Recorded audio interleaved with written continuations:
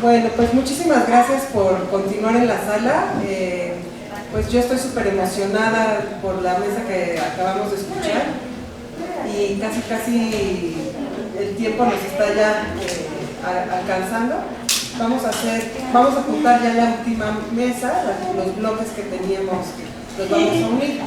Qué mejor que estar unidos, ¿no? Entonces, les vamos a dar la participación a las compañeras de CALUNAM. En este caso, la licenciada Camerina nos va a compartir el trabajo que realizan en CALUNAM de la Facultad de Filosofía y Letras, que es muy importante que quienes estudian en la facultad sepan de este espacio. Es fundamental. Adelante, Carlos. Sí, muchísimas gracias. Y justamente con objeto de no ocupar más tiempo del que requerimos, queremos compartir con ustedes que el Comité de Atención a Personas con Discapacidad es un programa que surge justamente en la Facultad de Filosofía y Letras hace 18 años. Y bueno, ¿quiénes somos nosotros? Pues nosotros nos asumimos como un colectivo universitario, conformado por académicos, pero también por estudiantes con y sin discapacidad, por investigadores, administrativos, organizaciones de la sociedad civil que en colaboración con la universidad conformamos este colectivo, y lo que buscamos es la generación de una universidad inclusiva, a partir, por supuesto, del reconocimiento y del respeto a los derechos de las personas con discapacidad. Nuestra misión, de manera muy general, decirles pues que tenemos la misión de ofrecer un sistema de apoyos en la formación universitaria que asegure no solamente el ingreso de las personas con discapacidad, sino también la permanencia, el desarrollo profesional, el egreso y la vinculación con este campo laboral que hace un momento se comentaba. Nuestra visión es ser un programa universitario que, a partir de este modelo social y de derechos humanos de personas con discapacidad, atienda las funciones sustantivas de la propia universidad, es decir, la docencia, la investigación, la extensión universitaria, y que garanticemos, fíjense, no promovamos, no, garanticemos el acceso a la educación superior a las personas con alguna discapacidad. Como objetivo tenemos promover condiciones de equiparación de oportunidades que propicien este cambio que decíamos, esta transformación, no solamente en la cultura de nuestra comunidad, sino en nuestras políticas y en las prácticas cotidianas. En ese sentido, y ya lo decía hace un momento la doctora Alicia, nosotros concebimos la discapacidad como una condición de vida como cualquier otra. Hay personas altas, hay personas bajas, hay personas gorditas, hay personas delgadas. La discapacidad es una condición más. La discapacidad no es una etiqueta de la persona. La discapacidad está en el entorno que no es accesible, porque si fuera accesible lo que acentuaríamos es lo que sí pueden hacer las personas con discapacidad, pero como nuestros entornos no son accesibles, lo que acentuamos todo el tiempo es lo que no pueden hacer. Entonces necesitamos cambiar ese paradigma. Es muy importante también señalar que nuestro Comité de Atención a Personas con Discapacidad trabaja a partir de un modelo de atención que hemos construido a lo largo de nuestra trayectoria, y en ese sentido ponemos en el centro siempre a las personas con discapacidad, y de manera global, ¿no?, toda una serie de funciones. Entre ellas concebimos la accesibilidad como ese derecho llave, ¿no?, y principio rector también de la Convención sobre Derechos de Personas con Discapacidad. La accesibilidad no solamente es física, ¿no?, ya por ahí lo comentaban hace un rato, pareciera que la accesibilidad solamente son rampas y señalización en braille. No, tiene que ver con mucho más. La accesibilidad es física a la información, a las comunicaciones, la accesibilidad en las páginas web, también para que la información sea accesible para todos. Por otro lado, trabajamos en otra línea, que es la atención directa a las personas con discapacidad, pero lo trabajamos a partir de las necesidades de las personas con discapacidad. No es que nosotros digamos, pues ahora vamos a construir esta rampa y ahora vamos a poner señalización acá y ahora resulta que necesitamos un intérprete. Bueno, primero preguntemos. Por eso el ejercicio, la consulta de las personas con discapacidad es tan importante. No podemos partir de algo que no conocemos. Entonces sus voces tienen que estar ahí en primera persona. Por otro lado, tenemos otra línea de acción que tiene que ver con la gestión y las alianzas, lo que ahora estamos haciendo, ¿no? O sea, es está la coordinación de pedagogía, pero está la coordinación de geografía, pero también está todo involucrada la facultad, está involucrado el CADUNAM, y bueno, poco a poco generamos esas redes para brindar ese sistema de apoyos a las personas con discapacidad, en donde además es fundamental también trabajar en la capacitación interna. O sea, no podemos pensar que todas las personas ya son sensibles a esta causa, ¿no? Necesitamos sensibilizar, pero más allá de mover sentimientos, porque no nos gusta hacerlo hacia la lástima o la conmiseración o hacia el abandono, ¿no? O sea, necesitamos una verdadera toma de conciencia de qué es lo que necesitan las personas con discapacidad. Y por eso promovemos esta capacitación al interior de nuestra facultad, pero también lo hacemos hacia afuera cuando nos lo solicitan empresas o otras universidades que quieren instalar un programa como el que tenemos nosotros aquí en la facultad. La información, la difusión, la toma de conciencia son clave y es un eje transversal de nuestro trabajo, y también promovemos la investigación, ¿no? Como parte de las secciones de educación superior, la investigación en temas de derechos humanos, no discriminación, inclusión, género, de manera transversal, como ya se ha comentado en este espacio. Decir que en particular en este semestre hemos tenido un incremento súper importante de personas con discapacidad. O sea, de pronto teníamos una población de 10, 15, 17 en los últimos años, pero en particular en este semestre tenemos 35 estudiantes con discapacidad en nuestra facultad, tanto en el sistema de educación abierta y a distancia, que existen 19 personas con discapacidad, como el sistema escolarizado, que tenemos 11. Las principales discapacidades, pues como ustedes lo vieron: discapacidad motriz, discapacidad visual, discapacidad psicosocial, discapacidad auditiva. Y bueno, pues finalmente decir que para nosotros también en este año tenemos un evento súper importante. Nosotros cada año organizamos unas jornadas que denominamos jornadas de inclusión y discapacidad en educación superior. Estas jornadas nosotros las vamos a realizar este año en octubre 13 y 14, y queremos invitarles a que se sumen. En este caso lo haremos en una modalidad virtual, pero bueno, seguramente en las redes de cada una vamos a estar socializando el programa y esta invitación a que ustedes participen, porque nosotros necesitamos generar esa cultura de la discapacidad, necesitamos generar esta toma de conciencia en nuestra comunidad. Entonces, bueno, no solamente depende de los programas de la universidad, también depende de la universidad que nos involucremos para asegurar, como ya decíamos al principio, el nada de nosotros sin nosotros, nada para las personas con discapacidad sin las personas con discapacidad. Muchísimas gracias.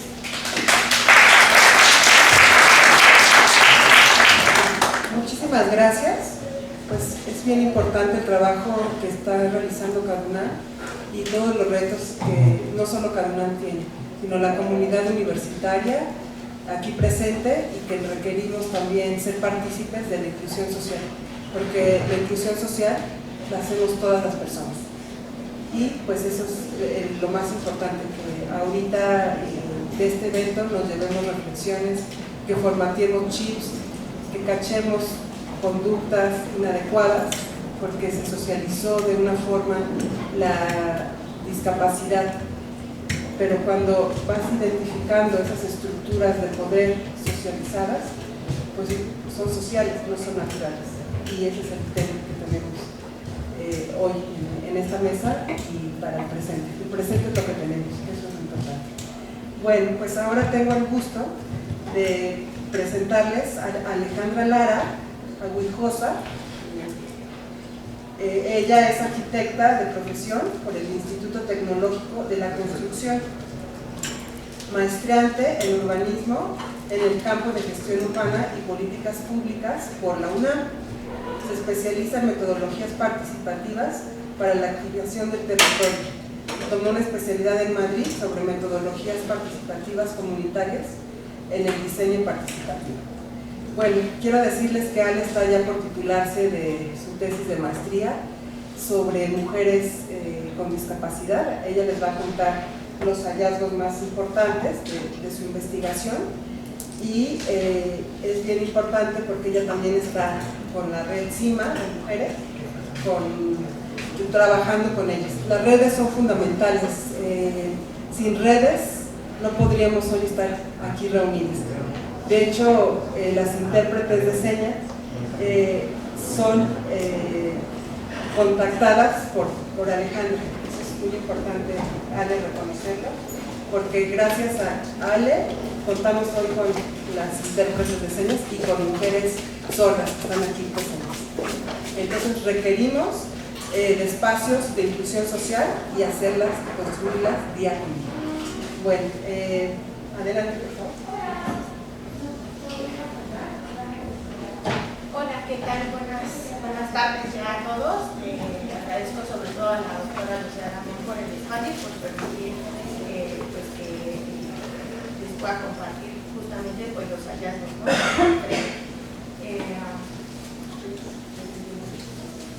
Sí, bueno, lo que puede prender. Al parecer está conectada, nada más hay que moverle ahí a la compu, el mouse. ¿No?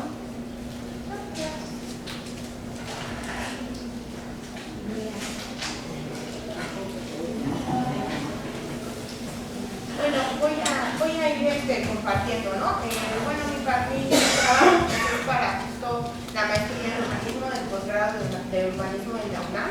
Se titula Participación Ciudadana de las Mujeres con Discapacidad en el Espacio Público de la Ciudad de México.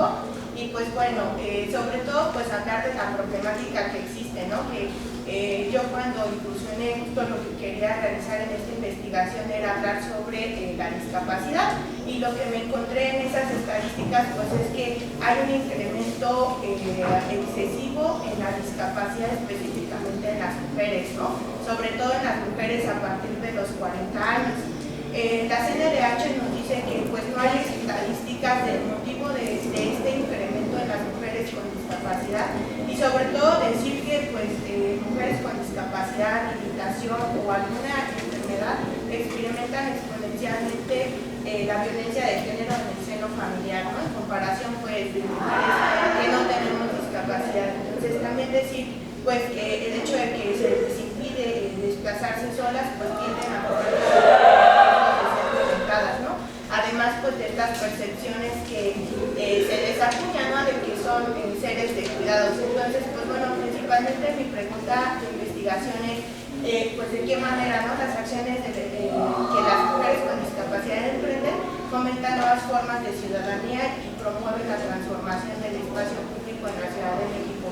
El objetivo aquí que yo tenía pues era justamente explorar esas formas de participación ciudadana que ellas tienen en las organizaciones de la sociedad civil y que les permiten transformar el espacio público bajo un enfoque sobre todo de derechos humanos con perspectiva de género y muy importante bajo el modelo social de la discapacidad.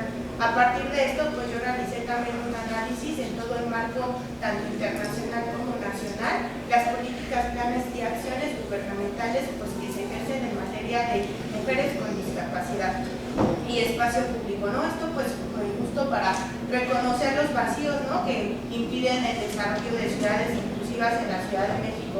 Mi investigación pues yo la realicé lo que es en la pandemia, ¿no? Entré en la maestría pues justo en la pandemia, entonces la metodología que yo utilicé pues es cualitativa, y a partir de lo que es la etnografía digital, lo que me llevó a las entrevistas a profundidad.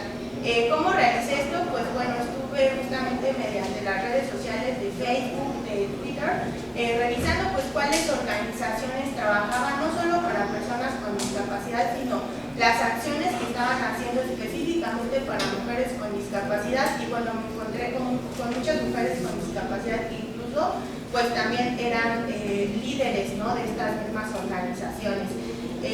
Un momento muy importante para mi investigación pues fue el 8 de marzo, porque estas mujeres estuvieron compartiendo un grupo de WhatsApp del cual pues me atreví yo pues yo no tengo una discapacidad, entonces me atreví a ingresar al grupo, me presenté, les dije pues cuáles eran mis intenciones y que más allá de mi investigación pues yo me considero una mujer aliada. Me aceptaron en el grupo, y bueno, a través de ese grupo se compartieron a lo largo de todo este tiempo pues también conferencias, talleres que me permitieron pues conocer más al respecto, ¿no? De las necesidades de las mujeres con discapacidad. Entonces bueno, yo comienzo a analizar justo el espacio público, ¿no? Porque el espacio público pues es muy amplio, ¿no? Lo puedes definir como muchas aristas. Sin embargo, pues yo en este diagrama que les vengo a presentar aquí Considero que el espacio de movilidad pues es el espacio que corresponde a esta extensión del territorio que conecta, ¿no?, toda la ciudad por el cual pues todos y todas pasamos, ¿no? Tenemos que, sin este espacio de movilización no podríamos acudir a nuestros hogares, a nuestros trabajos, a cualquier otro espacio, tanto público como incluso el privado, ¿no? Entonces, dentro de esta dinámica de movilización, pues las mujeres con discapacidad son uno de los grupos menos privilegiados, ¿no? Ya que pues es enormemente difícil que accedan a estas dinámicas, tanto públicas y privadas. No existe un acceso adecuado de los medios de transporte, hay una gran inaccesibilidad del espacio transitable y pues bueno, también decir que no se cuenta con los recursos para utilizar incluso un transporte privado, bueno, también el uso del taxi. Aquí pues les traigo dos gráficas muy importantes, la del censo de población del 2010 y del 2020, y aquí podemos revisar justo la del 2010, que es la que tengo acá, que hay un incremento, que las mujeres con discapacidad hace 10 años, en 85 años en adelante, pues estaban por ahí 20,000 mujeres con discapacidad. Pero en el siguiente gráfico estamos viendo que en esa edad tenemos más de 35,000 mujeres con discapacidad. Si consideramos que hace 10 años estas tenían 75 años, eran solamente aproximadamente 16,000 mujeres. Estamos hablando de casi un doble incremento en mujeres con discapacidad. Y pues bueno, no tenemos estadísticas que nos digan de por qué existe ese incremento, ¿no? También es importante decir pues que el INEGI nos comparte ahora lo que es este otro elemento de personas con limitación según la actividad, y bueno, aquí también decir, no se contaba hace 10 años con sin embargo pues es preocupante porque por ahí de los años 50 hasta los 70 pues tenemos mujeres, ¿no?, del sexo femenino, personas del sexo femenino con alguna limitación que oscilan de casi las 70,000 personas, ¿no? Entonces es preocupante.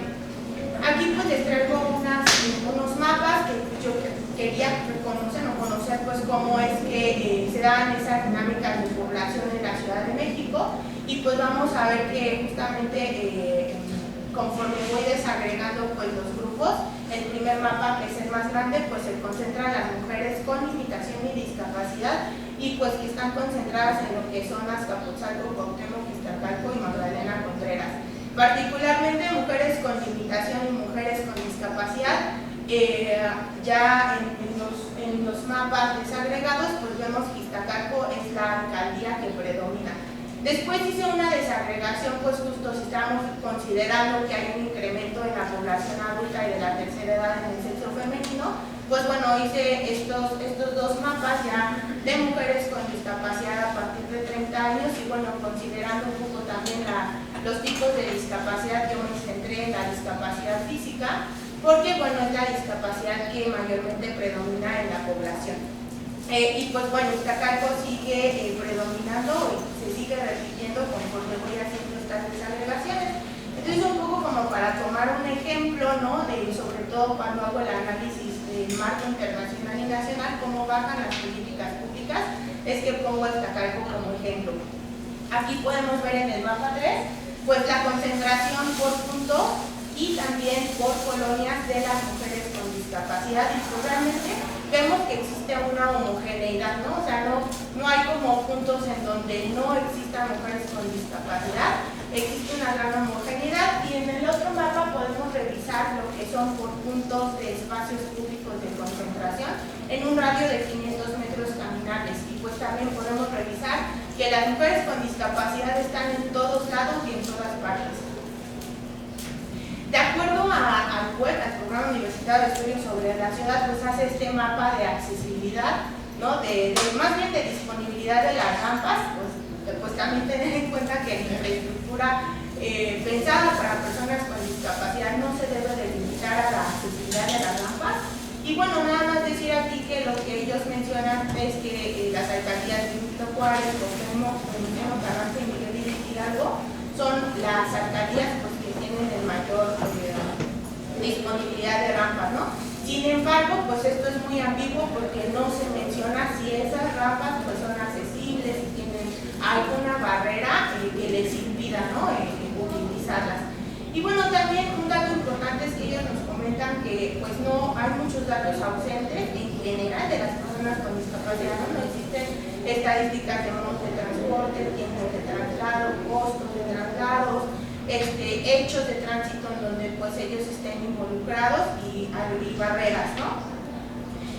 Aquí pues está un poco de porcentaje muy rapidísimo, por ejemplo, ¿no? Decir que el 49.9 de las mujeres, es decir, la mitad de la población, ¿no? Viajan en transporte público entre semana. Decir que los que viajan en transporte privado en mayor medida son hombres que mujeres, y pues eso ya dice mucho, ¿no? De pues, nuestras mismas dinámicas. Y bueno, también decir que existe un mayor porcentaje del 10% en que las mujeres suelen caminar en la calle. Además de que nos menciona también la encuesta de población viajera que el 17.3% de las mujeres usan en mayor medida el taxi y los hombres el 9.7%. Entonces, bueno, decir que pues sí hay una brecha de género, y también mencionar muy importante que estos datos no visibilizan el porcentaje de mujeres con discapacidad, ¿no? Otros datos muy importantes es que pues las percepciones que se tienen a las personas con discapacidad es que son rechazadas, y para las personas de la tercera edad es que se les espera muy fácilmente con ellos, ¿no? Además de que pues existe grandes problemáticas que tanto las personas con discapacidad como las personas de la tercera edad pues mencionan, ¿no? Esto pues que no hay calles, instalaciones y transportes inadecuados, hay falta de oportunidades de empleo, pues no tienen alguna pensión, carecen de jubilación, y bueno, también el costo en cuidados es muy elevado, ¿no? Bueno, nada más decirles por ahí con el marco normativo, pues no existen programas que impulsen la construcción de la ciudadanía, la participación ciudadana, el acceso al espacio público, pues que empoderen a las mujeres en su ejercicio de democracia directa y participativa, ¿no? Desde una visión de derechos humanos. Lo único que encontré fue que existe un programa de corresponsabilidad que desde la sociedad civil pues impulsaron lo que es la App Morada, que es la aplicación para violencia de género para las mujeres con discapacidad, y pues decir que también no se bajan las políticas y los programas que se están pensando. Estos programas son asistencialistas y de calidad, están pensados así, y bueno, ni siquiera se encuentran resultados de transparencia en la implementación del presupuesto de estos programas, ¿no? Y bueno, finalmente pues yo hice estas ideas y cuestionamientos, pues fueron gracias a las mujeres con discapacidad que me permitieron realizar estas entrevistas a profundidad, que un poco aquí se las pongo, me hubiera gustado como explicarles a detalle, pero bueno, por términos de tiempo solamente decirles pues aquí hay algunos hallazgos y alternativas de solución. En general pues bueno, sobre el espacio de movilidad y transporte, que hace falta que, claro, más rutas de transporte sobre todo accesibles y que atiendan las dinámicas de cuidado, ¿no? No existen encuestas, como les había comentado, pensar en el uso de la ciudad desde la autonomía de las mujeres con discapacidad, ¿no? Es necesario que se piense también desde la socioespacialidad, en su vinculación y solo desde ella, no pensar por aparte que con infraestructura vamos a lograr una accesibilidad, porque si estamos pensando que con eso no lo vamos a lograr, necesitamos que también en el mismo entramado social pues se entienda, ¿no? El concepto de la discapacidad desde la perspectiva de los derechos humanos y desde el modelo de discapacidad social de la discapacidad, y claro, desde una perspectiva de género, pero sobre todo interseccional, ¿vale? Esto es porque bueno, es muy importante decir que a las mujeres con discapacidad se les atraviesan, ¿no? Otras dinámicas de opresión como lo son el capacitismo, el edadismo, ¿no? La globalización, el capitalismo, etcétera, y que pues no solamente el componente de género, que es un componente muy principal, pues les oprime, ¿no? Entonces decir pues que la intención del Día Nacional de las Mujeres con Discapacidad apertura políticas públicas interseccionales, sin embargo lo ideal es una igualdad sustantiva, ¿no? Muy importante desmenuzar esas desigualdades sistémicas, y que la autonomía económica de las mujeres con discapacidad, bueno, en general de las personas con discapacidad, es muy importante porque esto permite solventar sus gastos de manutención y pues las políticas asistencialistas dejarían de tener una razón en las ciudades, ¿no? Además de que, bueno, las organizaciones de la sociedad civil permiten una gestión y diplomacia en la creación de acuerdos, ¿no? Para generar justo estas estrategias para tales efectos, y pues que es una maravilla que yo me haya encontrado que estas organizaciones están lideradas por mujeres con discapacidad. Y bueno, ya como conclusión, decir que la ciudad interseccional, permite cuestionar el uso de lo público, no solo a partir de los roles de género, sino también desde las diferentes estructuras de poder, como las que les comentaba. Y pues bueno, terminar con esto. ¿Y tú por qué lo has pasado peor? ¿Por ser mujer, por tener discapacidad o cultural? Gracias.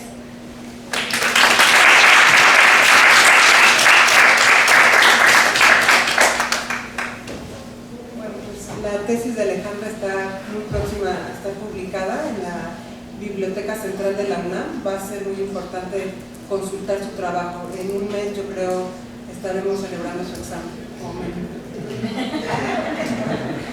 Muy bien. Bueno, pues ahora va el turno. Perdón, pero seguramente el grupo del que habló es el grupo del 8M. Sí. Ahí estoy, pero te comento para que ojalá pudieras hacer tu tesis en formato accesible para que podamos compartirla por ahí. Sí, claro que sí. Muchas gracias. Muchas gracias. Bueno, ahora va el turno de quienes conformamos el proyecto de investigación de cartografías para y con las mujeres con discapacidad, producción de espacios libres de violencia para todas. Este proyecto está integrado por académicas de la facultad, por mujeres con discapacidad, por cuidadoras, por activistas sociales que están aquí a mi lado, por Alejandrina Zamora, que es muy importante escuchar su trayectoria, su trabajo en el posicionamiento de los derechos de las personas con discapacidad. Y bueno, este proyecto tiene en realidad 6 meses, pero estamos trabajando juntas, produciendo la cartografía a partir de las experiencias. Y los mapas los vamos a presentar en otro momento con más tiempo, pero sí decir que estamos identificando actores sociales, políticos, opresivos, de poder patriarcal en las distintas instituciones. Sin embargo, hay otros actores que son muy importantes. Ale ya les dio algunos ejemplos de las redes de mujeres. Yasmín formó parte de uno muy importante, de más de uno, justamente para hacer público la serie de injusticias que en el día a día viven las personas y las mujeres con discapacidad. Entonces, bueno, ahorita nos encontramos en la construcción de la metodología, por así decirlo, porque lo vamos a replicar en distintas entidades, la Ciudad de México, Morelos y el Estado de México. El proyecto va a corto, mediano y largo plazo, pero lo más importante es que es con y para las mujeres con discapacidad. Por eso es fundamental hoy estar aquí juntas. Ale también forma parte del proyecto, la doctora Vero Ibarra, que está sentada allá, también es integrante de este trabajo, y otras profesoras de geografía solidarias históricas que han trabajado al respecto. Bueno, entonces voy a presentarles a Yasmín y Alejandra. No sé quién quiere empezar.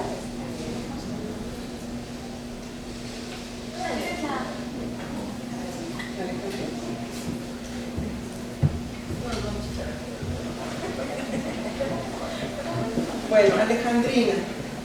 Alejandrina es de profesión contadora con estudios en Administración Estratégica de Recursos Humanos, vinculado con su carrera deportiva como atleta.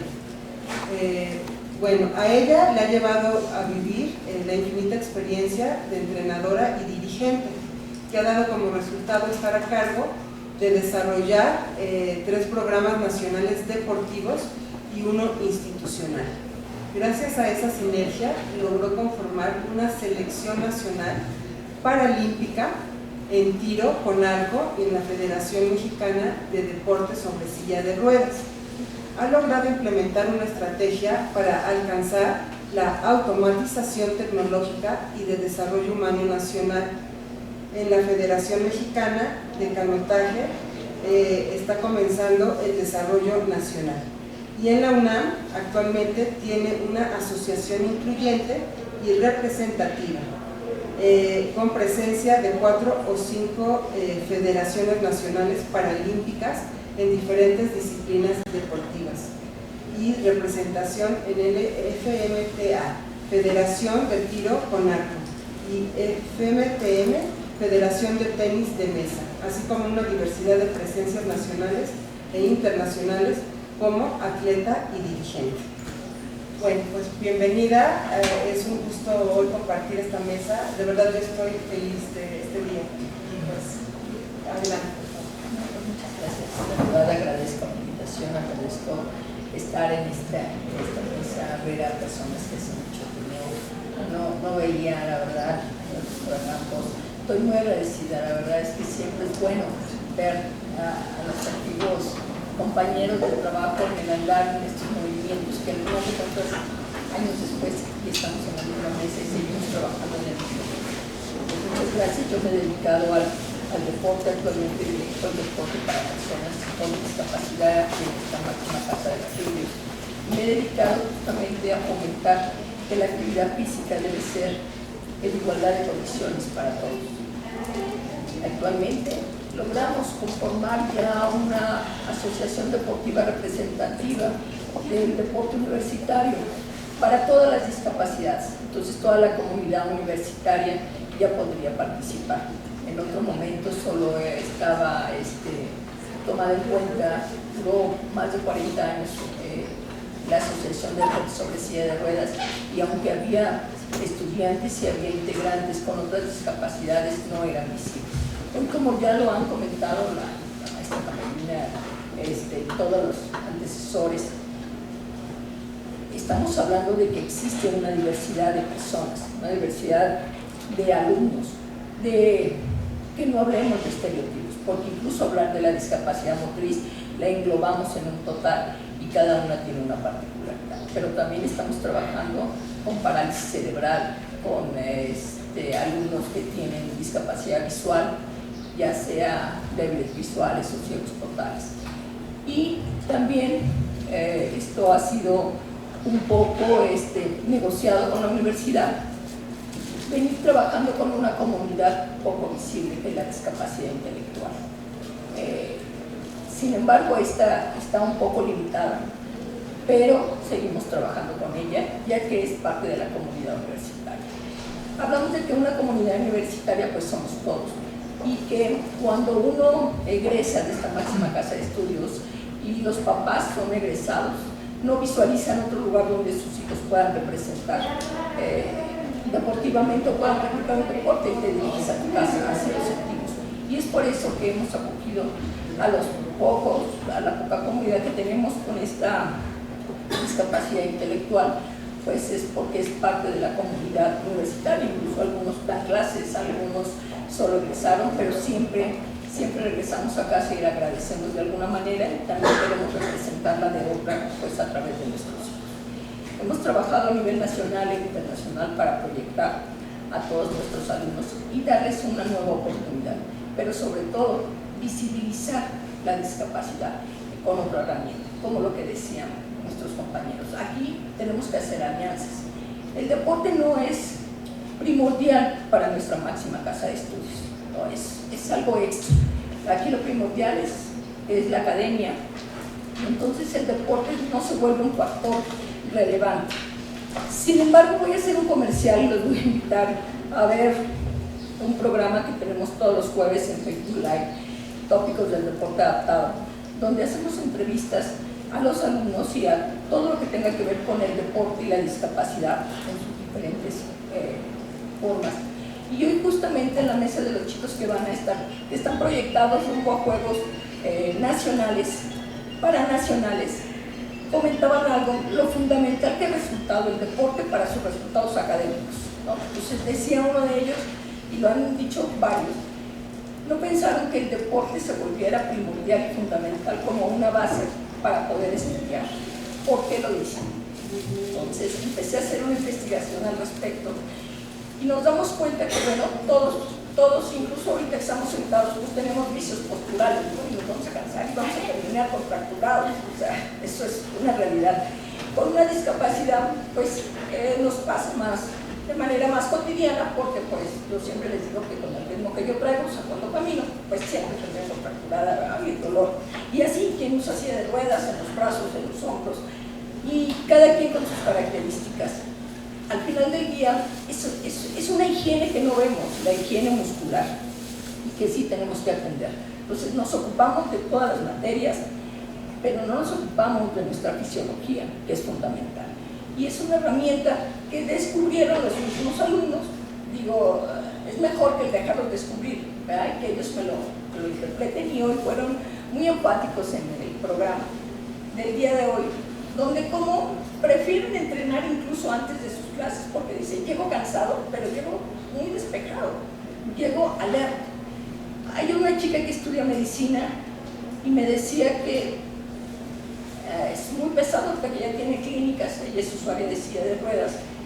Sin embargo, por la postura, con una escoliosis, pues es complicada. Pero si tú, como no tienen sensibilidad, si tú haces conciencia de la postura, ¿qué ganamos? Pues una mejor posición, una mayor fortaleza, porque vas haciéndolo. Y se dio cuenta que esto impactaba, pues justamente en sus clínicas y recorridos, que ya no le gustaba el trabajo concluir, incluso para agarrar los instrumentales. Y ella misma llegó un día muy contenta y me decía, es que estoy muy feliz. Yo nunca pensé que pudiera cargar a mi sobrino, porque la falta de control de tronco, pues no se lo permitía. Y entonces te das cuenta cuánto puede enriquecer el deporte. Y así les puedo, digo, me faltaría tiempo para contarles todas las historias, estas son las de la mañana, ¿no? Pero bueno, pero muchas. Y por eso creo que hay que hacer énfasis con la importancia que tiene de la práctica deportiva, más allá incluso de la competencia. Porque ya el deporte, cuando se vuelve deporte, deja de ser también saludable. Eso también es cierto.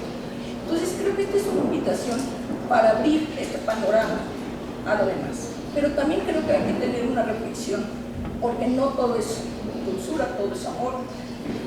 Justamente por eso que estaba hablando. Se considera el deporte competitivo es un deporte discriminatorio, totalmente. Porque para que ellos puedan competir, tienen que ser clasificados, tienen que pasar por un tema muy, muy, muy delicado, y uno tiene que ser muy sutil para que cuando llegan a practicar alguna actividad física, esto no impacte en un futuro para ellos y se sientan discriminados.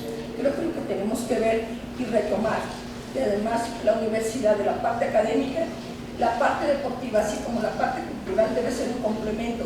Claro que decían, hay que hacer redes. Es una red, es parte de estas redes que hemos hablado.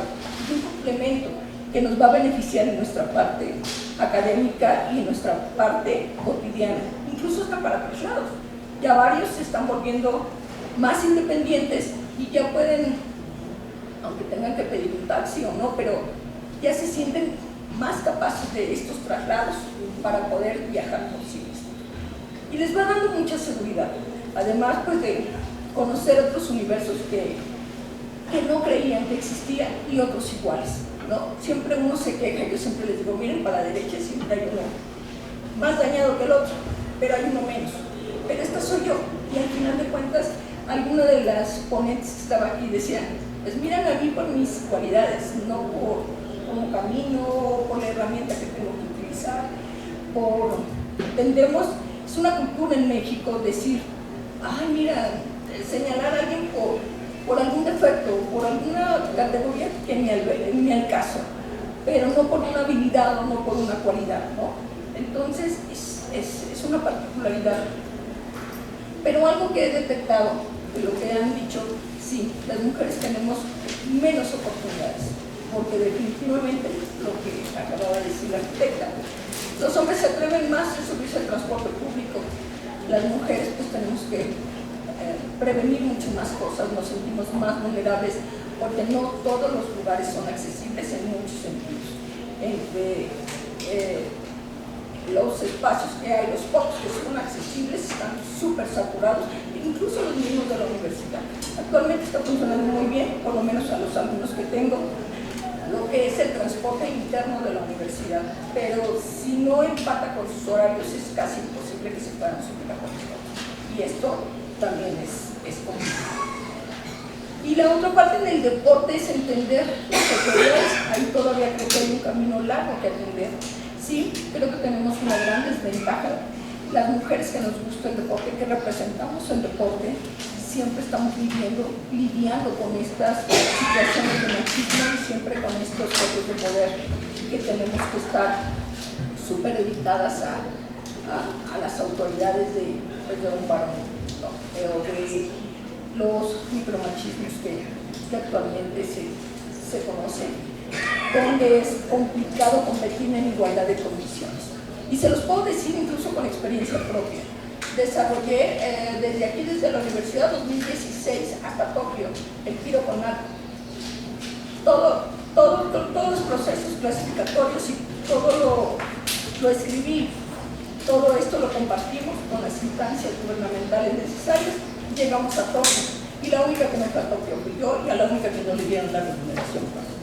Entonces es complicado cómo en el momento preciso, no sé cómo lo arman, no sé cómo lo hacen, y resulta que pues si la pandemia atacó y entonces hay menos lugares. Casualmente, si no hubiera sido por el Comité Internacional, incluso atletas hubieran ido mucho menos mujeres, porque se siente, dicho ahí adentro, que el hombre puede tener mayor facilidad y tiene menos problemas, por ejemplo, desprenderse. O sea, es más fácil que dejen ahí un varón, que la mamá no quiera asistir con su hija, porque ¿qué pasa con las mujeres? A veces necesitamos su mayor asistencia dependiendo de la discapacidad, o definitivamente pues las mamás, y con todo lo que sucede dentro de cualquier factor, y el deporte no es la excepción, no las deja ir y no quieren llevar los auxiliares, entonces es una inversión mayor. Entonces hay muchísimas cuestiones. Y aquí también en nuestras autoridades también nos falta atender que tiene que ser el deporte, es una inversión por todas las razones dadas. No es algo que tengan que tratar igual. Sí es cierto que queremos igualdad de condiciones, pero también es cierto que necesitamos ser accesibles y entender estas diferencias, porque todos tenemos diferencias, con y sin discapacidad, pero la discapacidad no podemos seguir tratándola, ni el deporte mismo, en las mismas condiciones. Y es un derecho que tiene que ser más accesible, porque sí es cierto que se invierte más, pero no es lo mismo atender un equipo de 100 chicos, no sé, igual menos 20, que un equipo de 3 o 4 personas, ¿no? Actualmente en nuestro equipo me siento agradecida, pues somos 35 personas aproximadamente. La mayor parte, yo puedo decir, son estudiantes con discapacidad y que los dirigentes somos personas con discapacidad. El consejo directivo, la mayor parte tiene discapacidad, involucrando parálisis cerebral. El consejo directivo está creado, que esa es otra de las filosofías que tenemos que crear con el ejemplo. Todas las discapacidades tienen la misma oportunidad, solo hay que darle nuestro tiempo. Y está este consejo, justamente tiene discapacidad visual, o sea, lo cubre discapacidad motriz, usuarios en silla de ruedas, discapacidad motriz con prótesis. Tengo discapacidad motriz que no necesito ningún implemento de estos, pero también ciegos totales y parálisis cerebral. Entonces, tiene que ser. Sí tenemos 2 integrantes que no tienen discapacidad, pero bueno, también necesitamos apoyo, que era lo que decía, hacer estas redes. Entonces, en realidad necesitamos seguir trabajando de la mano, necesitamos perder el miedo y necesitamos rescatar pues nuestros derechos y nuestros espacios que tenemos que aprovechar, ¿no? Muchas gracias.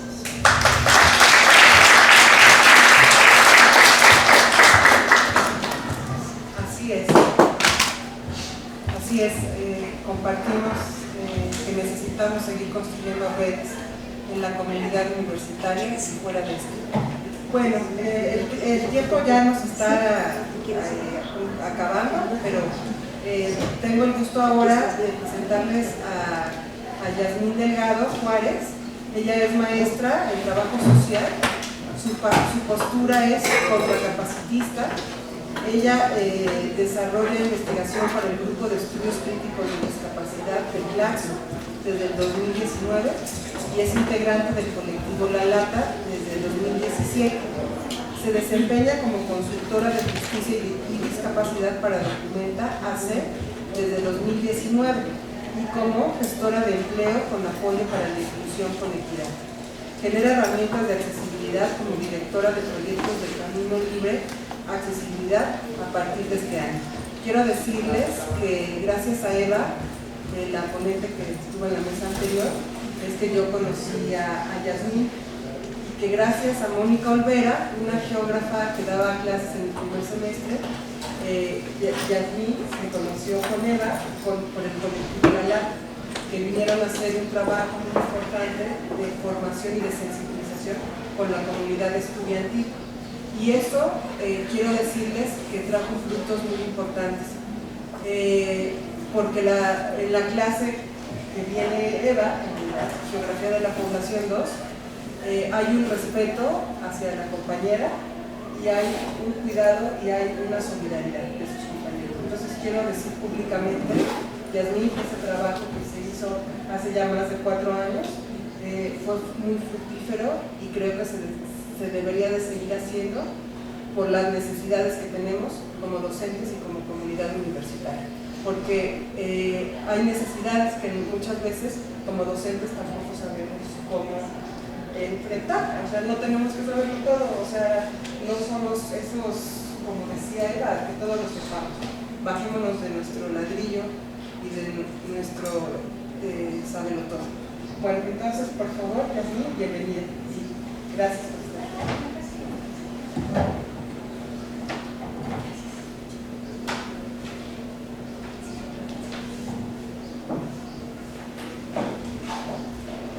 Hola, pues muchas gracias de verdad por la invitación. Para mí estar aquí pues es todo un honor.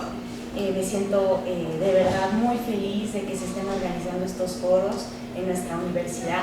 Yo quisiera empezar pues comentándoles un poquito sobre mí de manera personal. Yo estudié una maestría en trabajo social, yo tengo un familiar con discapacidad intelectual que es mi hermano, y en algún momento de mi vida pues a mí me empezó a interesar el tema de la discapacidad de una forma pues más digamos especializada, tanto que me llevó justamente a trabajar, a desarrollar una maestría en trabajo social. Yo estudié administración y siempre fui godín, siempre estuve en empresas privadas, en áreas comerciales, y realmente la discapacidad, a pesar de que la vivía, convivía con ella todos los días, realmente no me involucraba de manera pues importante. ¿Por qué? Porque en el ámbito de la discapacidad el tema de los cuidados siempre queda a cargo generalmente de la mamá, ¿no? Y se genera como una esfera de cuidado sobreprotectora, impenetrable, incluso para el resto de la familia, ¿no? Yo vengo desde ahí, yo vengo así, ¿no? Y reconociendo también que en este sentido yo no me involucré, no me involucraba, no tenía las herramientas, pero sí tenía mucho dolor realmente por el tema de la discapacidad, la discriminación y toda la violencia que mi hermano vivía, ¿no? Y que ha vivido. Mi hermano actualmente tiene 35 años y afortunadamente eso, digamos, de una u otra forma, las herramientas que yo adquirí en esta universidad justamente, me dan la posibilidad de estar hoy en día pues hablándoles, porque yo hace 7 años de verdad que no podía hablar del tema, era algo súper fuerte, me ponía a llorar y poco a poco he entendido que es justamente el sistema cultural lo que nos hace pensarnos desde ahí, desde el dolor, desde el sufrimiento, y no encontramos, porque nos quedamos en solitario, las familias, las personas con discapacidad también, nos quedamos solas, y el mismo sistema no nos brinda estas herramientas para poder superar este dolor, para superar esta discriminación, y nos vamos aislando. Para mí es muy importante estar en este foro con estudiantes principalmente, porque ustedes son, digamos, los que van a estar en algún momento ocupando espacios de poder, espacios institucionales y desarrollando proyectos, ¿no? Entonces, para mí siempre es importante pues que platiquemos de qué está pasando en sus espacios, ¿no? Cuando hablamos de esta responsabilidad que tiene el Estado, que tienen las instituciones, también tenemos que hablar de nosotros como sociedad, qué espacios estamos generando. ¿Son espacios de violencia? ¿Para quién estamos pensando los espacios? Ustedes desde geografía, desde pedagogía, ¿cómo están generando estos espacios? ¿Con base en qué? Porque no nada más es pensar a las personas con discapacidad desde el allá, convivo con ellas, ¿no? Me voy echando las chelas así saliendo al Rey, siempre que se llama el Rey, ¿no? Voy echando la chela, convivo con ellos, ¿qué pasa? O sea, ¿de qué manera me involucro? Lo que mencionaba Lucía, pues me parece relevante. No tuvimos la oportunidad en mi colectivo de medir ese impacto, pero con Eva yo sigo teniendo una relación muy buena. En algún momento llamaron a mi colectivo, este colectivo lo formamos en los posgrados de aquí en la UNAM. Hay diferentes disciplinas, está trabajo social, psicología social, ahí está alguien justamente de estudios latinoamericanos de aquí, está un diseñador, bueno, hasta antropólogos también. Formamos un colectivo en 2017 justamente viendo que en la universidad pues no había nada que realmente estuviera trabajando de forma práctica y haciendo un cambio crítico en la universidad, ¿no? Los foros a los que asistíamos pues realmente no nos daban ni las herramientas ni los conocimientos para que nosotros pudiéramos generar incidencia. La realidad es que nuestras reuniones en las cantinas, ¿no? Dijimos, vamos a hacer un colectivo que realmente incida desde donde nosotros queremos. El próximo año vamos a hacer el tercer coloquio de estudios críticos en discapacidad. Esa es, digamos, la estructura que tenemos para generar nuestros proyectos. Los estudios en discapacidad en México todavía están en pañales. Realmente tenemos muy poquitos centros y universidades privadas y públicas realmente no tienen centros que estén interesados por transversalizar el tema de la discapacidad y que sea de manera multidisciplinar el estudio, ¿no? Los estudios críticos en discapacidad pues tienen una perspectiva basada en el capacitismo, que vendría siendo un sistema de opresión similar al racismo, por ejemplo. Entonces, desde ahí construimos nuestros proyectos. Ya estamos contemplando a la discapacidad como un sistema de opresión en el que no nada más las personas con discapacidad son las que tienen la autoridad para hablar del tema, ¿no? Si nosotros seguimos pensando a la discapacidad como una problemática, entre comillas, individual, que debe ser rehabilitada, curada, que es una enfermedad, pues desde ahí no vamos a lograr un avance. Tenemos que enfocarnos en la sociedad, en la manera en cómo nosotros estamos generando accesibilidad en todo lo que hacemos. Y en específico mi colectivo, bueno, sí trabaja el tema del capacitismo, que se ha puesto recientemente pues en muchos espacios, ¿no? Lo más complejo, pienso, al ser una teoría, ¿no? Que está planteando un sistema de opresión, lo más difícil es generar prácticas contracapacitistas. Es decir, en la práctica, cómo estamos transversalizando con el género, con la raza, con la clase, la discapacidad, y entonces lo estamos observando desde otros ámbitos muchísimo más amplios. En este sentido, el capacitismo habla de que hay un sistema que privilegia cierto cuerpo, ciertamente, cierta edad y ciertas capacidades para producir. En este sentido, el capacitismo no nada más está afectando a las personas con alguna condición de discapacidad, sino está afectando a toda la sociedad. Y desde ahí, si nosotros empezamos a contemplar a la discapacidad como un sistema más de opresión, entonces tendremos diversos sistemas que están en juego todo el tiempo oprimiéndonos. A nosotros nos llamaron para incidir en la clase de geografía de Eva, y la verdad es que cada proyecto que hacemos es prácticamente nuevo, fue todo un reto. Nosotros lo que hacemos es desarrollar herramientas lúdicas donde se aborde este tema del capacitismo. Tenemos una adaptación del Serpientes y Escaleras, donde vamos avanzando en cada casilla y vamos mostrando, los jugadores tienen una discapacidad, esto es capacitista, por supuesto, y entonces cada jugador va avanzando y cada casilla va mostrando un espacio capacitista en la sociedad, ¿no? Entonces vas a ir avanzando, retrocediendo, como el Serpientes y Escaleras, con base en tu discapacidad. Eso en la sociedad pasa actualmente, con base en 5 tipos de discapacidad, que realmente no es así, son clasificaciones homogéneas. Con base en el tipo de discapacidad le dicen a una persona el lugar económico, social y político que debe de ocupar, y eso debe ser ya superado. Entonces, bueno, tratamos de desarrollar herramientas de ese tipo, y lo que estoy haciendo ahorita, pues compartir con los estudiantes el tema del capacitismo y tratarlo de abordar desde ahí, ¿no? Por ejemplo, en geografía, pues a mí las cifras del INEGI no me sirven para mis proyectos, no me sirven en absoluto.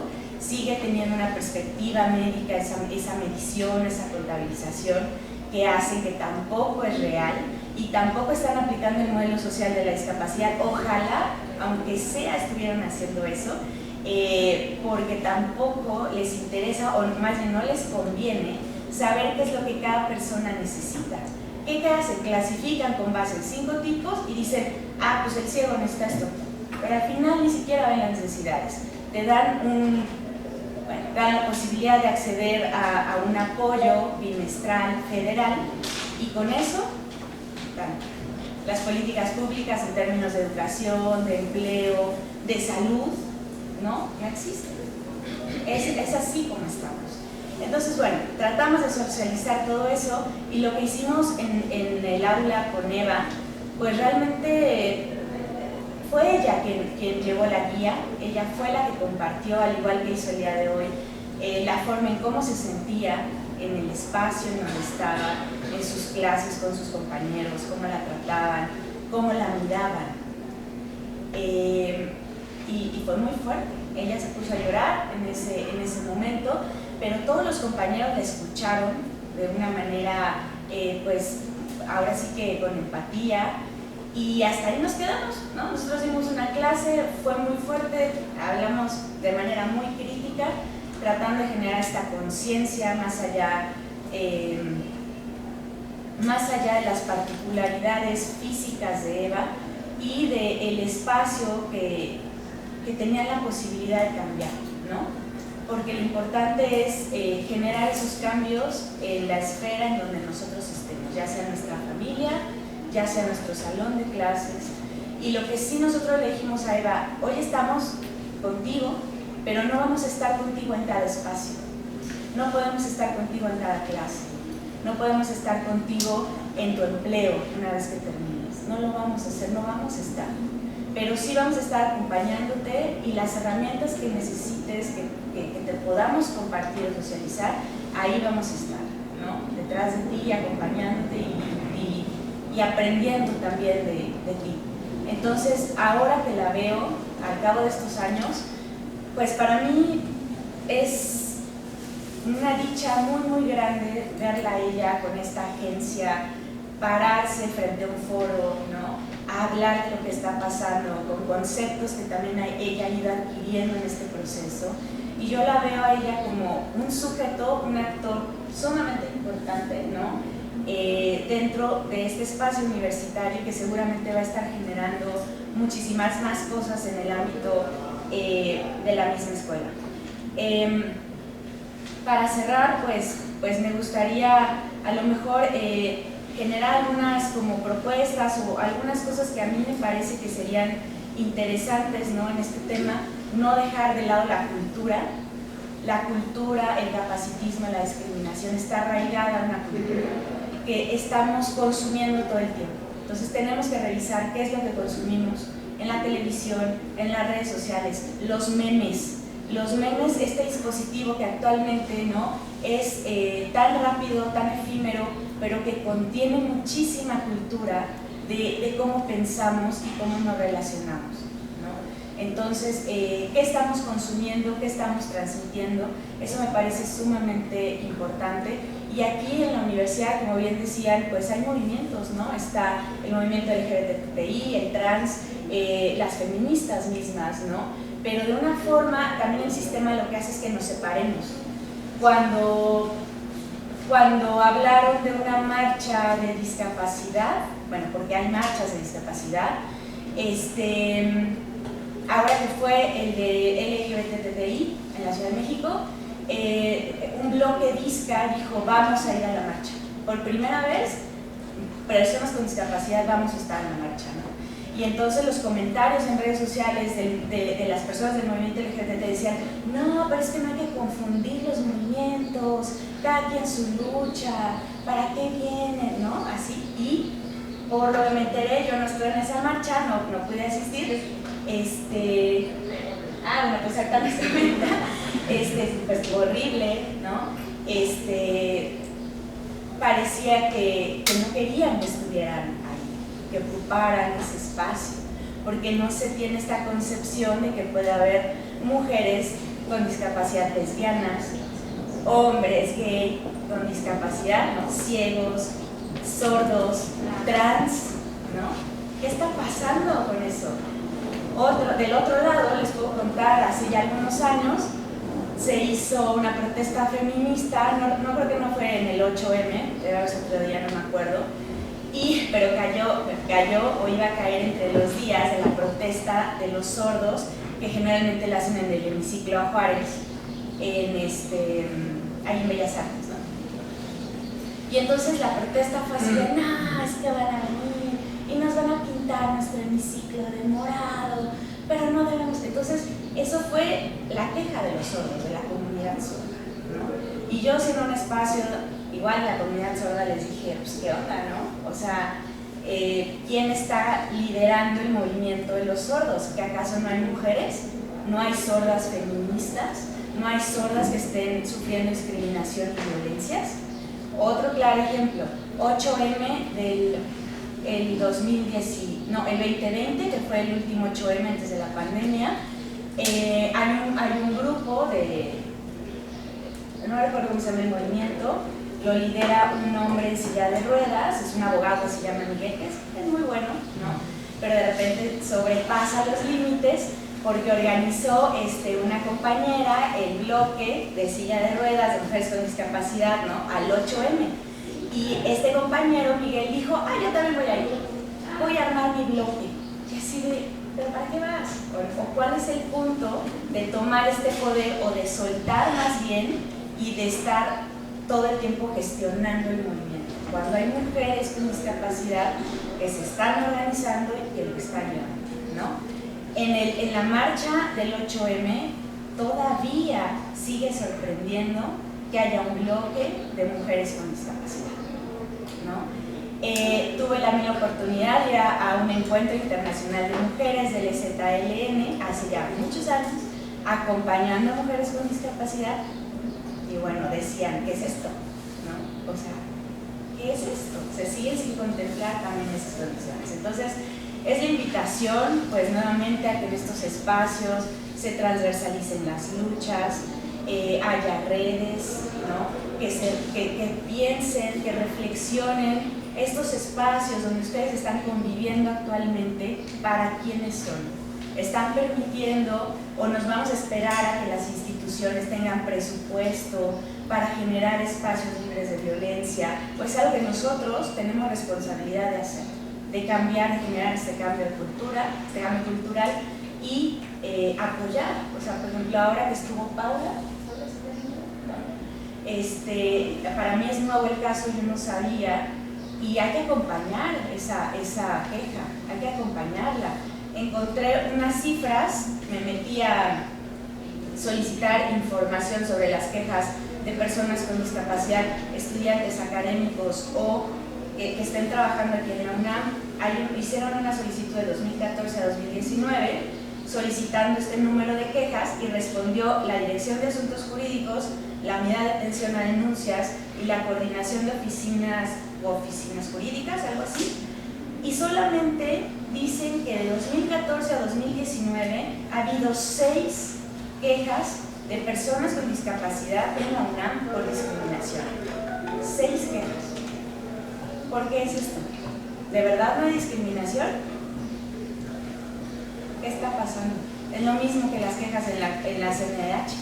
Dicen que no hay, pero es porque no hay, o porque es difícil poner una queja, o porque no sabemos cómo hacerla, o porque nosotros mismos no nos apoyamos también para que esas quejas sigan adelante. Entonces, hay que apoyar la queja de la compañera, tiene que haber cambios ya.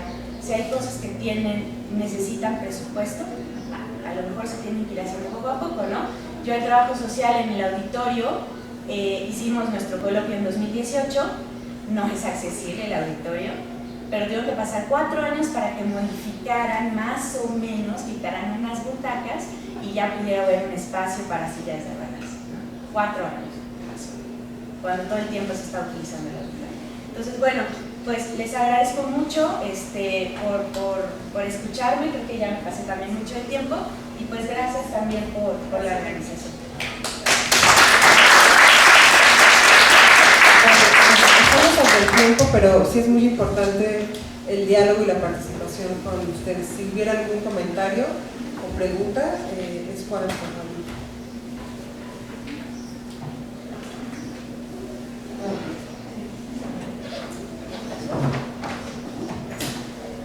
Juntamos las participaciones. Anel.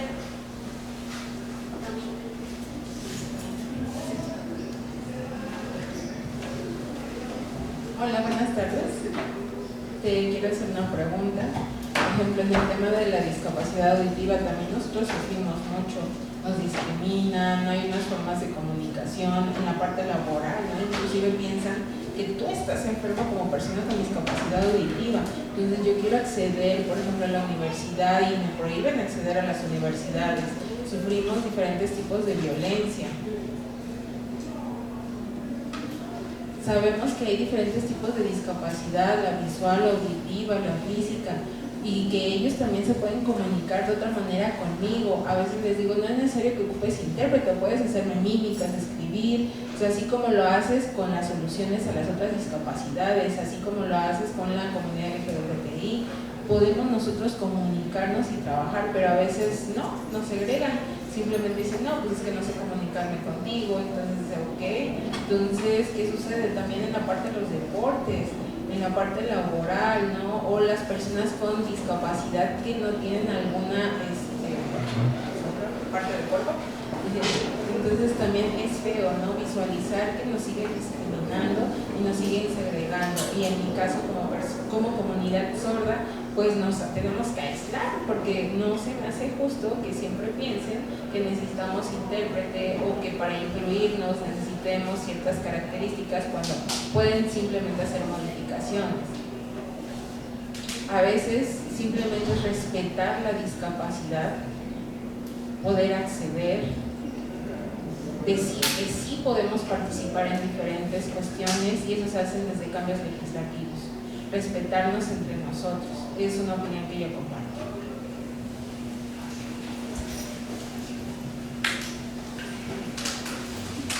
¿Alguien más?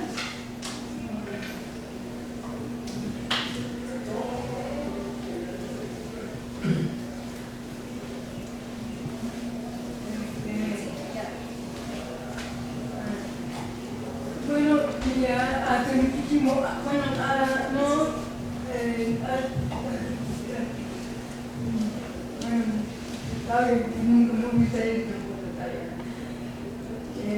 hace muchísimos años que yo vaya buscando mucho trabajo y no me aceptaron por la manera. Yo tengo un problema auditivo, pero ahorita no tengo el aparato y lo mandé a reparación, entonces ahorita no funciona nada. Y bueno, vaya un lugar de trabajo y no me aceptaron. Bueno, y ya han pasado y fui a buscar varios lugares, y hay uno,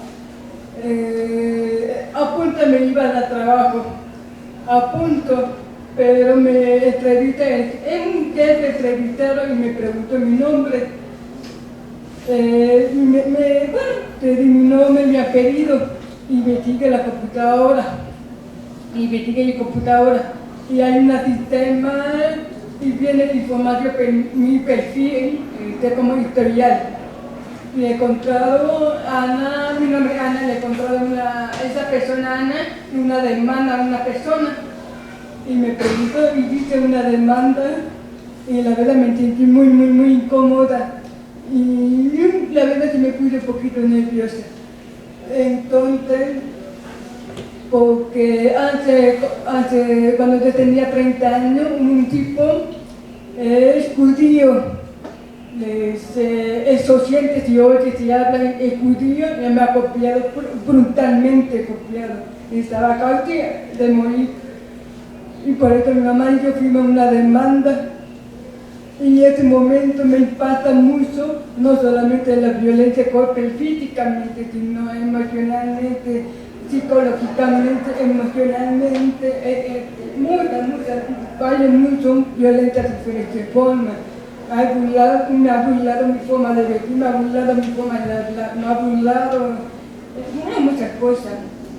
Y ese momento nunca me olvido, pero de mi vida moralmente, bueno. Y entonces en el trabajo dice, ¿y por qué habla así? Y yo, pues porque así soy yo. Ah, mira, aquí le fuiste una demanda y de discapacidad no fuiste bien y no habla bien, entonces no te voy a dar trabajo. Y ya, y me salí, me lloré, me desahogué, y bueno, ya pasó. En ese momento yo vivía, el año pasado yo vivía con un sordo y vivíamos en Reunión Libre, es mi primera vez de mi vida. Yo aparte yo estudiaba para México en Kronbrocker y como no tenía recursos económicos para pagar material de la escuela, no tenía dinero, tuve que estar en la escuela, pero mientras, pues, cosas así estudiar. En ese momento nunca se me olvida, mi amigo me la prestó un laptop para poder continuar a estudiar, pero como está muy antigua, el laptop no me sirve, yo le dije que mi pareja era, yo tengo que devolver el laptop a mi amigo, y me dijo que sí. Y fui y me regresé, y me dijo, ¿te estuviste con otro? No, nada más le entregué el laptop. No, te digo la verdad, no. Fue un golpe otra vez, me pegó brutalmente. Entonces, y no podía mover plato, hermano, no podía mover, porque es un doloroso muy feo. Y los vecinos, la vecina de su vio como me pegaba cosas así. Entonces la primera que me pegó fue judío, mi familia me ha criticado mucho negativo. Entonces, la segunda es el año pasado que me pegó, imagínate otra vez, y no quiero que me critiquen mal, así que prefiero, no quiero que nadie sepa. Pero yo estaba desesperada, no sé cómo denunciar, no sé cómo. Y entonces fui a una Venustiano Carranza, delegación, fui. Pero el pastor me vio muy copiada y me dijo que aquí no era aquí Ministerio Público. Entonces yo no sé cómo se hace. Y hablé con la abogada de discapacidad, apoya con las personas de discapacidad. Y me dijo, amiga, pobrecita, pues busca una denuncia. Y digo, pero ¿cómo? Ya no me acuerdo con dónde se denuncia, la primera ya no me acuerdo. Ahora la segunda ya no me acuerdo. Y bueno, cambié mi plan. Y ya no fui a denuncia porque me hice recordar. Imagínate, porque si vuelvo a buscar otro trabajo, si investiga mi perfil. La primera denuncia, demanda, y la segunda otra vez con esta, entonces no, porque Ana es muy conflictiva, o se me va a ver mal imagen, o pensé, me va a ver muy mal. Y por eso no hice denuncias, porque yo quería buena imagen, porque si a un día tiene 30, ya investiga la computadora, buena perfil. Y no quiero ver cuánta demanda uno, otro demanda dos, otro demanda tres, y no me va a dar trabajo. Yo prefiero buena imagen, buena historia de mi vida. Así que valoré denuncias. Pero ahorita pues yo tengo problemas muy fuertes de mi salud. Y ya terminé con él, pero me hice recordar, me ha robado mucho mi dinero. Entonces yo le dije a él, ¿sabes qué? Devuélvame mi dinero porque estos medicamentos, ultrasonidos, laboratorios son muy caros, gasté mucho dinero, devuélvame mi dinero. y estaba tomando quebreta y me dijo que no te lo voy a dar. Entonces yo no sé qué hacer, ya viste, por mí, no, así que cambié mi plan, prefiero denuncia. Pero ya pasó un año, no sé si sirve o ya no sirve, no sé. Lo único que pido es que me devuelva mi dinero para comprar medicamentos. Tengo salud muy fuerte, tengo grave. Pero no solo de esto, sino yo he visto muchas mujeres que no, discúlpame si digo palabra ignorancia porque no es único de ellas, sino yo también porque no supe al principio varios diferentes puntos de violencia y ahora ya viví, me tocó horrible la violencia. Entonces yo he visto muchas mujeres, creen que es normal de la violencia o pegado y aguanta por su hijo o porque no tenía donde vivir y aguanta, se pega. Entonces a mí me gustaría en mi punto que más publicidad, comentarios, más ¿cómo te explico? Que avisar, comentarios, avisar esto para que las mujeres todas conozcan varios puntos de violencia, no solo violencia que pegan, nada más física, sino económico, psicológico, emocional, mucho. Entonces esto, porque a mí me pasó lo mismo cuando estaba muy confiada, no sé dónde, denuncia, no sé dónde o cómo, estaba muy mal moralmente. Y la verdad necesitaba el apoyo. Entonces, pues lo peor los otros no oyen, no hablan, y más difícil moralmente excelente, y esto es mi punto, mal apoyo. Esto. Muchas gracias. Gracias. Pues muchas gracias por compartir tu experiencia y al público por estar atento a su escucha. Hay unas redes de mujeres de las cuales dan acompañamiento. Justo Ale les puede decir con quién, si pudieras darles el dato.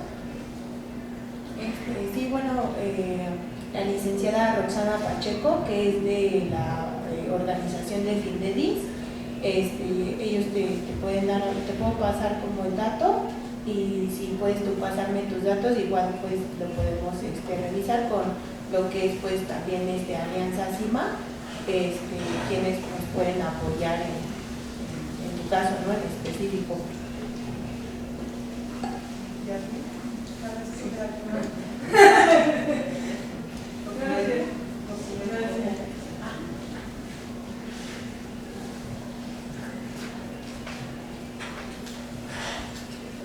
Encantado todo este conversatorio.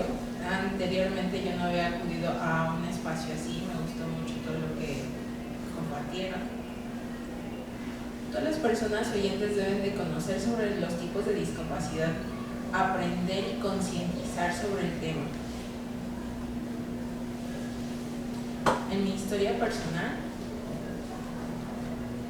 cuando yo ingresé a una escuela de oyentes, los maestros sabían, ¿no?, que yo era sorda. Sin embargo, no recibí apoyo de ellos. No me explicaban, me dejaban aislada, necesitaba conceptos y no me explicaban nada de eso. Yo la verdad me sentí muy mal, me sentí aislada, me sentí discriminada. Emocionalmente también me sentí mal, me sentí atacada. Me dejaban a un lado. Yo me sentía con mucho retraso. Yo decía, ¿qué está sucediendo? ¿Por qué los maestros, aunque saben mi discapacidad, no saben cómo apoyarme? Ellos están acostumbrados a la normalidad, a personas oyentes.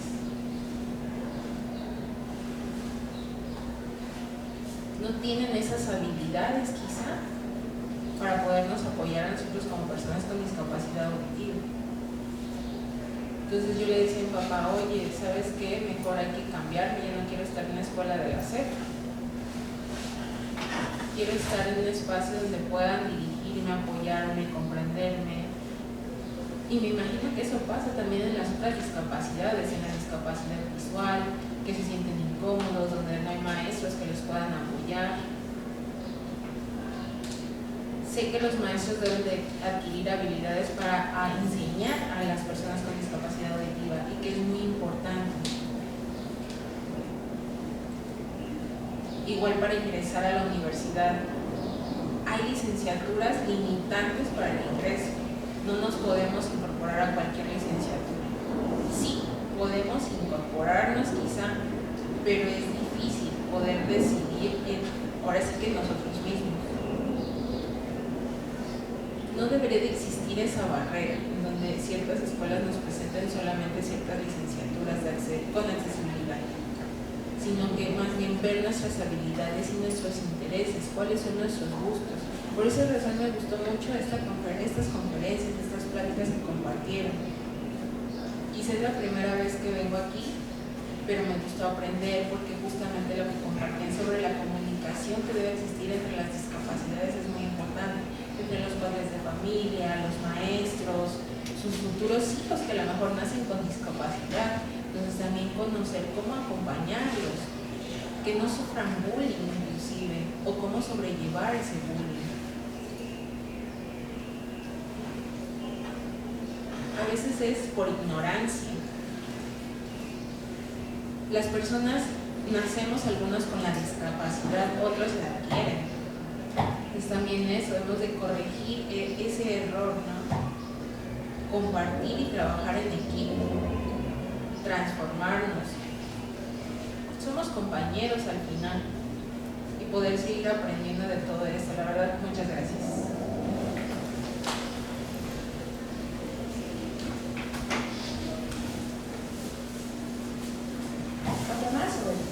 ¿Alguien más quiere o cerramos?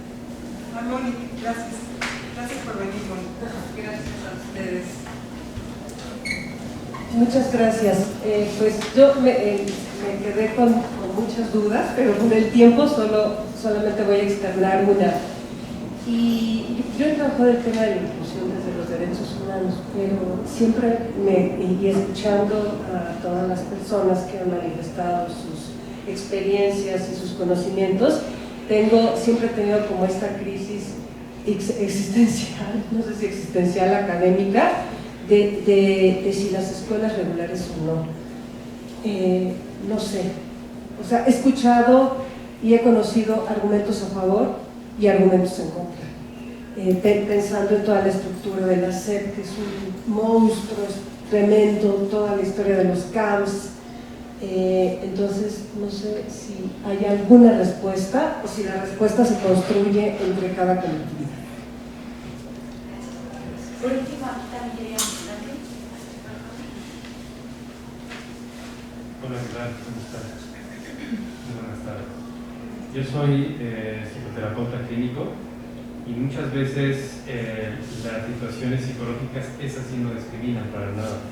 La cuestión de la depresión, la cuestión del suicidio y la cuestión de la obesidad. Esas sí están totalmente intactas. Entonces, cuando yo intervine con una persona que tenía discapacidad auditiva, me llamó la atención que, resumiendo todas estas ponencias, había algo muy característico, que las familias hacen otro tipo de agresión, y ese tipo de agresión no las vemos. Vemos a lo mejor sí la agresión de que pega, vemos la agresión de que a lo mejor insulta, pero no vemos una agresión que a lo mejor lo más fuerte de la agresión es cuando la normalizamos. Y ahí es cuando lo sobreprotegemos a la persona. Ese es otro tipo de agresión que pocas veces vemos. Y esa sobreprotección hace que le quitemos ahora sí que las alas, que le digamos que no puede volar y que realmente solamente puede volar con la familia.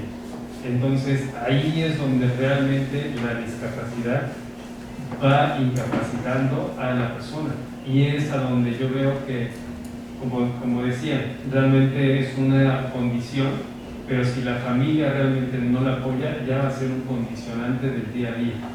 Entonces, sí o sí, las familias son muy importantes en la cuestión del desarrollo.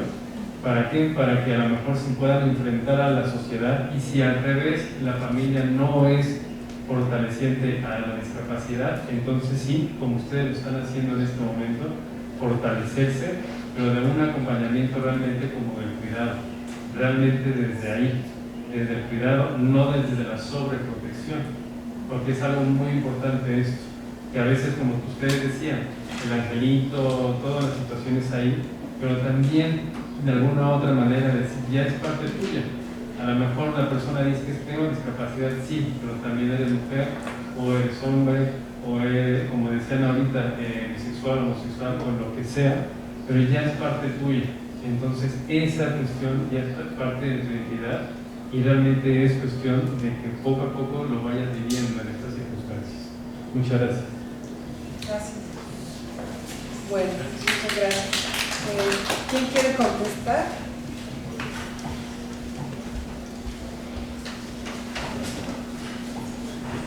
Gracias. Bueno, creo que fueron muchísimas participaciones y de entrada agradecer todos estos testimonios tan valientes y tan valiosos que nos hacen justamente tomar conciencia, sensibilizarnos a todo lo que implica este tema transversal de la discapacidad. Si las escuelas regulares o especiales, yo creo que necesitamos de las dos, porque las personas con discapacidad necesitan conocer las herramientas propias, ¿no? Pienso, por ejemplo, en el caso de Inda Laura, ¿no? Conocer el sistema braille, conocer el abaco, conocer la tecnología, ¿no? En el caso de las personas sordas, necesitan conocer la lengua de señas mexicana, y eso no es algo que las escuelas regulares lo impartan. Entonces yo creo que las dos modalidades son importantes y las dos son complementarias. Por otro lado, contestando un poco a la compañera, decir que creo que por lo menos en el ámbito académico hay un gran miedo por parte de los docentes porque no tienen las herramientas, porque no conocen a la población con discapacidad, porque no saben cómo trabajar con ellas, y tú misma lo decías, creo que es ignorancia, ¿no? Sin embargo, una vez que el cuerpo docente tiene las herramientas, sabe cómo hacerle, tiene estos procesos de sensibilización, de toma de conciencia, es mucho más fácil, porque de pronto se dan cuenta que no era tan terrible como ellos lo pensaban. Incluso las personas con discapacidad que llegan al nivel superior, o sea, ya es porque enfrentaron toda una serie de barreras, ¿no? Que hoy les permiten estar acá estudiando en igualdad de condiciones, por decirlo entre comillas, ¿no? Entonces, me parece que a veces también, como nos decía la maestra, tenemos que bajarnos del ladrillo y aprender de todas estas experiencias, porque no es solamente la persona con discapacidad quien aprende del docente, sino al revés. O sea, me parece que tiene que ser un trabajo en complicidad, yo diría. Y por otro lado también es muy importante decir, bueno, ¿y por qué los maestros no tienen herramientas para trabajar con las personas con discapacidad? Pues ¿qué creen? Que nadie nos enseña. Si ustedes revisan los planes y programas en las carreras en las universidades, los temas que tienen que ver con discapacidad, con atención a la diversidad, son materias optativas. Entonces, en el mejor de los casos llegan algunos estudiantes, y eso casi al final de los últimos semestres. Estas materias no se perciben como obligatorias y tendrían que serlo desde el primer semestre, y además estas materias tendrían que darse en todos los ámbitos, en educación, pero en derecho, en arquitectura, en todos los espacios. Entonces, pues trabajemos en ello, porque decíamos, claro, todo el mundo tiene derechos, maravilloso, pero también tenemos obligaciones, y las cosas no van a cambiar si nosotros no incidimos. Por eso este lema de sin presencia no hay incidencia, pues empecemos a actuar desde la trinchera que nos toca, y también quejémonos, ¿no? O sea, estos espacios de queja, de denuncia, tienen que ocuparse. Ya nos los decía la compañera, ¿cuántas denuncias hay? Son muy poquitas, ¿no? Pero también es muy importante conocer el tema de nuestros derechos de manera general. No solamente las personas con discapacidad, personas también sin discapacidad, necesitamos conocer nuestros derechos. ¿Cómo vamos a exigir algo que no conocemos? Entonces me parece que tenemos que trabajar en muchos sentidos, y claro, también para conocer los derechos pues necesitamos formatos accesibles. Entonces, si se dan cuenta, es una cadenita de elementos que tenemos que ir trabajando, pero que si lo hacemos en conjunto, si lo hacemos con las redes, me parece que podríamos lograr e impactar mucho más. O sea, separados somos invisibles, unidos somos invencibles.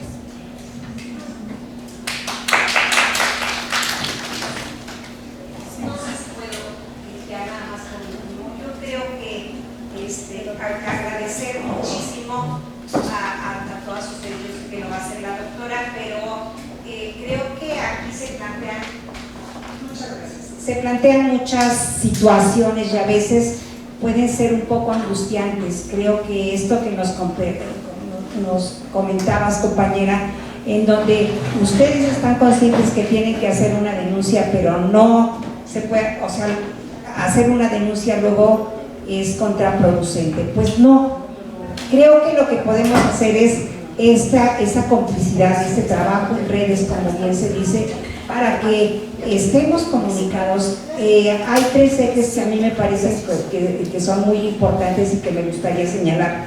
La cultura que tenemos que romper con toda esta idea primero de las personas con discapacidad que son incapaces, porque no lo son, ya lo vimos aquí.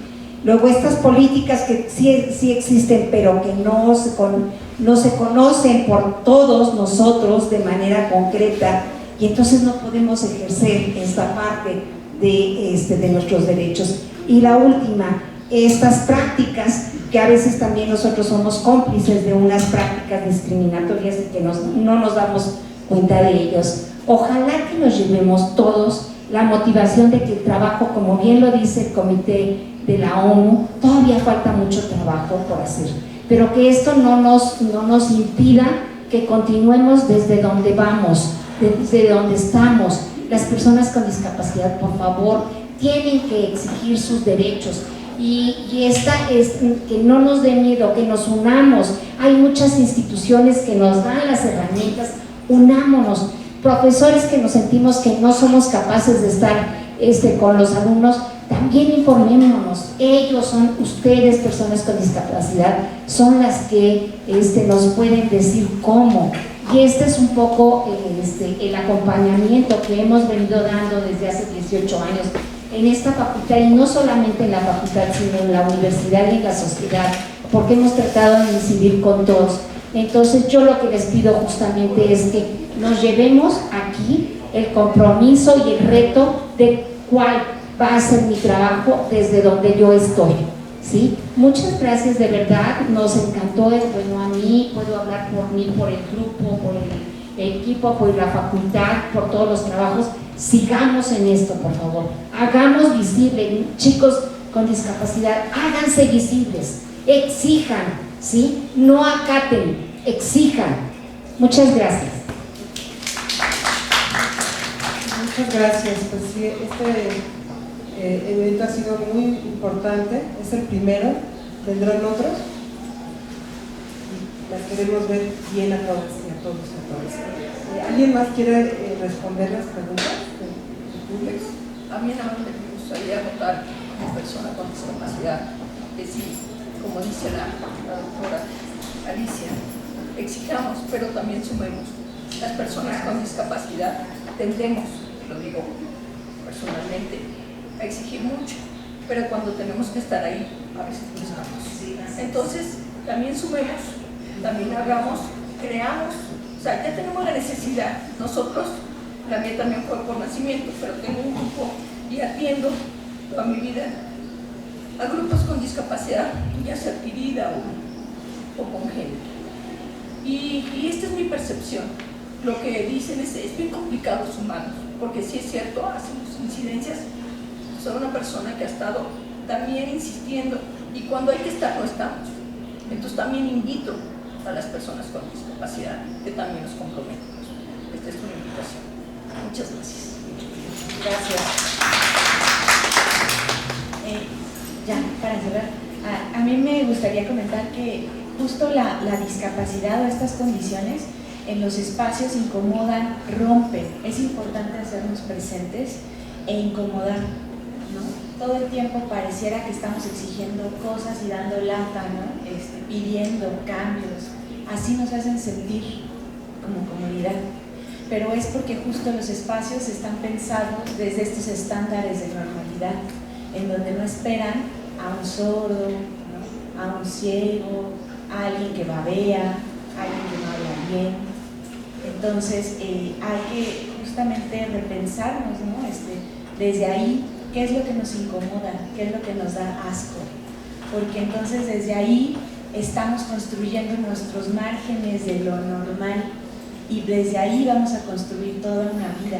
y vamos a desempeñarnos como profesionales y vamos a generar estos espacios y vamos a considerar como valiosos cuerpos y mentes que están dentro de esos estándares que nosotros mismos vamos edificando. Muchas gracias. Gracias. Bueno, pues les agradecemos infinitamente su presencia. Ya nos excedimos una hora más de lo que teníamos prestada el aula. Disculpa, Ashley. Ya vamos a estar. Y gracias a todos, al equipo de Cadunal, que también estuvieron tomando el registro, a Marisol y a las personas, todas aquí que apoyaron su tiempo, su esfuerzo, y pues un gusto compartir hoy el proyecto y sigamos trabajando. Muchas gracias y buen provecho.